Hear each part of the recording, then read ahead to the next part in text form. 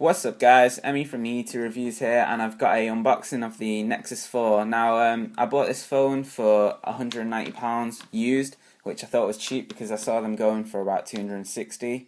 Now it may have a few minor scratches on it, but basically what I'm going to be doing is doing a playlist on reviewing this Nexus 4. Basically I'm going to be testing it against the iPhone 4 and the iPhone 5, and really I only replaced this phone, my iPhone 4, because of this phone. It was so cheap, and the specs on it itself, it has a quad-core processor. It's just phenomenal basically, and you know, having a phone that is this cheap and this powerful, you don't really see these days.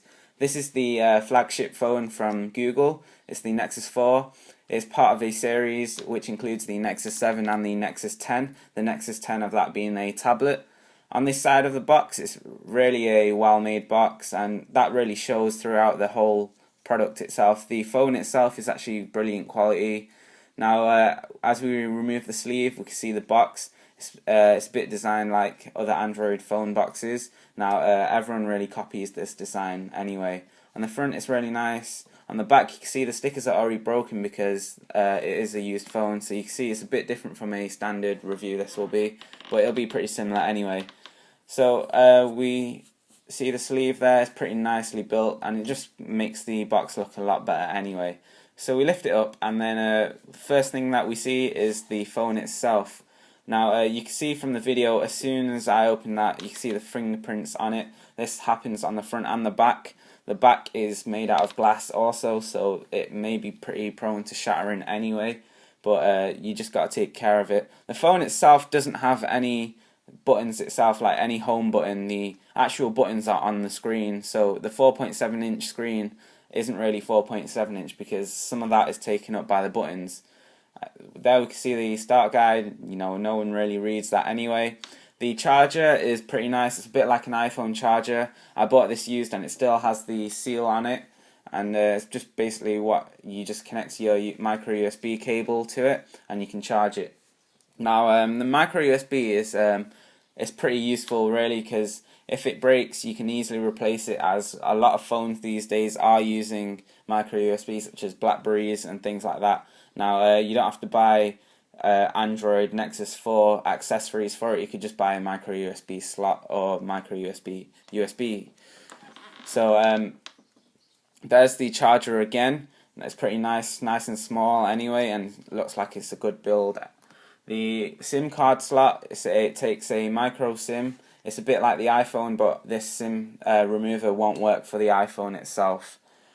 So they designed it basically quite like the iPhone itself. You can't remove the battery. The back of it has nice dots to it. It gives a really nice effect to it. It also has on the front screen, it's a 4.7 inch screen. As soon as you load it up, you get the stock version of Android made from Google, which I think is pretty good because a lot of people don't like all the clutter that, say, companies like HTC and Samsung put on it. And you can see a lot of people would love having stock Android. The camera itself is a 8 megapixel flash. The screen has a 320 pixel per inch, which is standard for a Retina display. That's what Apple would call it. Now, a lot of people say that the screen itself isn't that good, but to be honest, it's not too bad.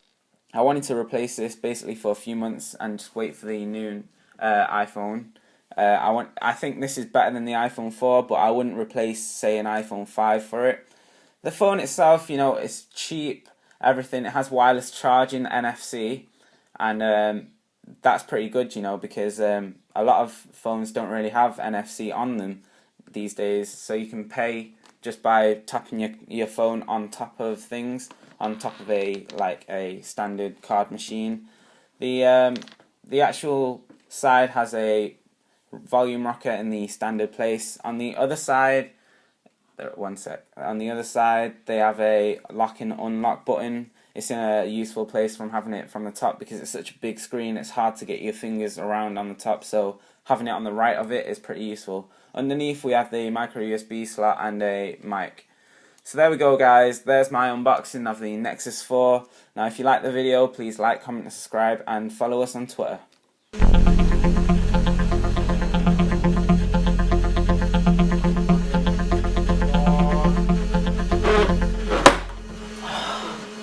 Mine!